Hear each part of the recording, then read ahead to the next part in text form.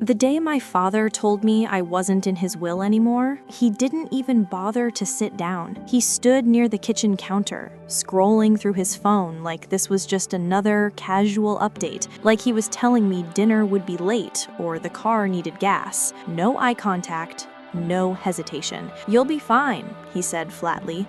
"You've always been independent." Independent.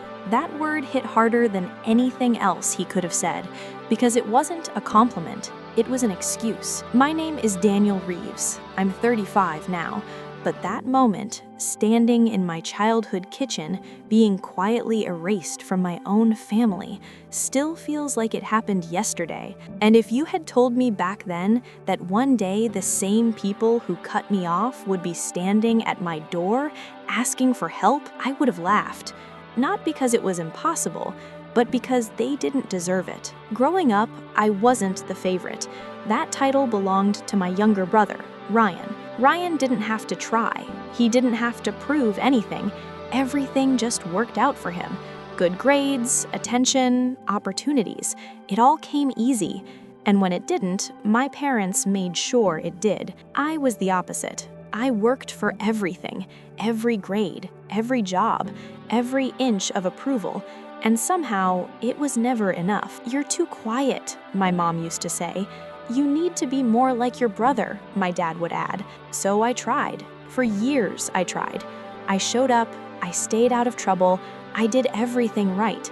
And still, I was invisible. By the time I turned 27, I had already moved out, built a small but stable life, and stopped expecting anything from them. But I still visited, still called, still hoped maybe one day things would change. They didn't. If anything, it got worse.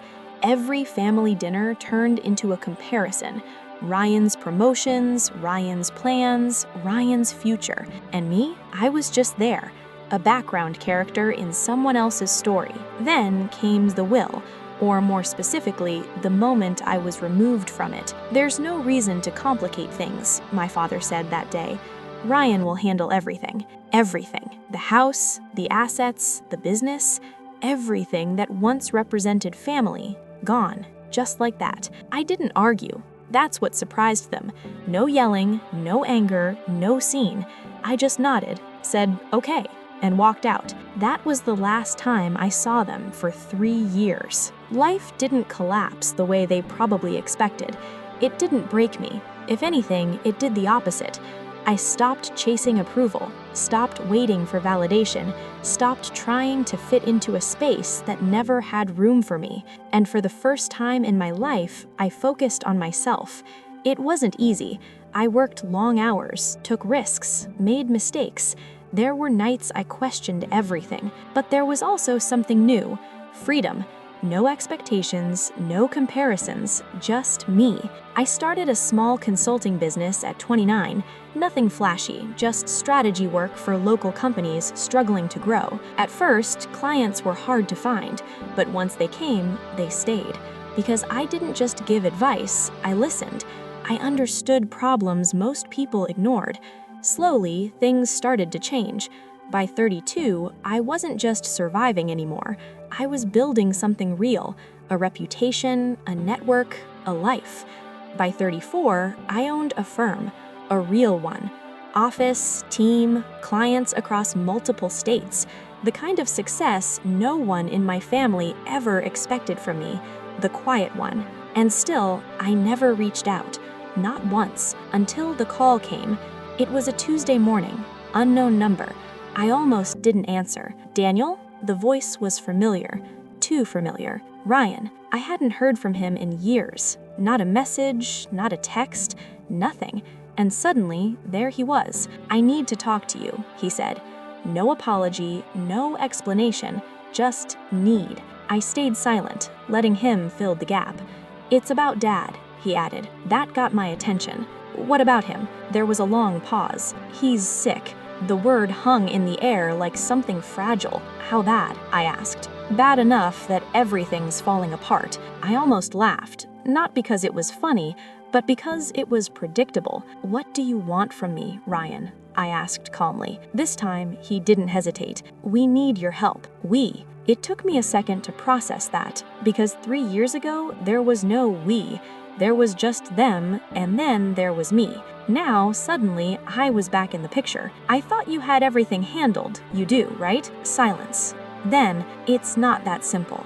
It never is. Over the next hour, the story unfolded. The business my father trusted Ryan with was failing. Bad decisions, bad partnerships, and a lot of debt. The house had been mortgaged twice. Medical bills were piling up, and the person who was supposed to handle everything was drowning. I can't fix this alone, Ryan admitted.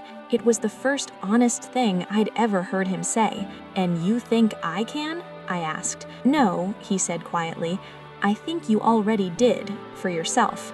That line stayed with me long after the call ended. I didn't say yes, but I didn't say no either. 2 days later, I drove back. The house looked smaller than I remembered, older, like time had finally caught up with it. Walking inside felt strange, familiar but distant, like stepping into someone else's memory. My mother was the first to see me. She froze, like she wasn't sure if I was real. Daniel, her voice cracked. I nodded but didn't move closer. Some things take time. My father was in the living room, weaker, smaller, but still him. For a moment, neither of us spoke. Then he said something I never expected to hear. I was wrong. No defense, no pride, just truth. And somehow, that hit harder than everything before it. What happened after that wasn't dramatic. No shouting, no sudden forgiveness, just difficult, honest conversations. I reviewed everything. The business, the finances, the damage. It was worse than they thought, but not impossible. That's when I made a decision. Not for them, but for me. I'll help, but this time it's on my terms. No control games, no favoritism, no pretending, just accountability across the board. They agreed because they had no choice. Over the next year, everything changed. I restructured the business, cut losses, rebuilt from the ground up. It wasn't easy. There were arguments, old patterns tried to resurface, but I didn't back down, because this time I wasn't the quiet one trying to be accepted. I was the one in control. Slowly, things started working again. The debt reduced, the business stabilized, the pressure eased. But more importantly, the dynamic changed. For the first time in my life, they listened, not because they had to, but because they finally understood.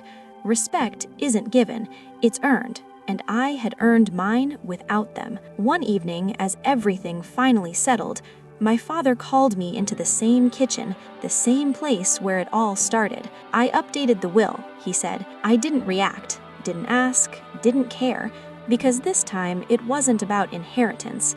It was about something far more important. Closure. I should have seen you sooner, he added. I nodded. Yeah, I said quietly.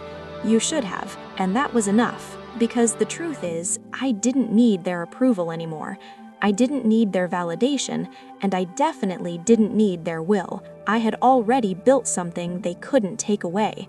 Myself. And in the end, that was worth more than anything they ever tried to give or take.